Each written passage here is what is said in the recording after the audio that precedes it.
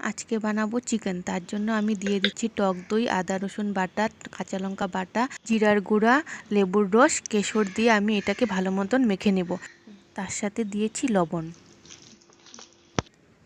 এরপর কড়াইতে দিয়ে দিয়েছি 2টা এলাচ। এরপর দিয়ে দিলাম কুচানো পেঁয়াজ। পেঁয়াজটাকে ভাজা ভাজা করে দিয়ে দিচ্ছি বাটা পেঁয়াজ, লঙ্কা বাটা, আদা বাটা, রসুন বাটা। এগুলোকে আমি খুব ভালো করে মশলাটাকে কষিয়ে নিব।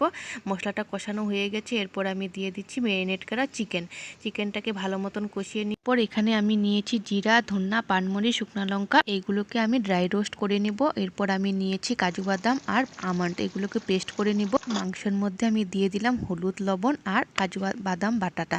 সেই বাদাম দেওয়ার পর আমি দিয়ে দিলাম এখন দুধ। এই রান্নাতে আমি কোনো রকম জল ব্যবহার করব না। এরপর দিয়ে দিচ্ছি আমি একটু মিষ্টি আর ঢাকা দিয়ে দিলাম।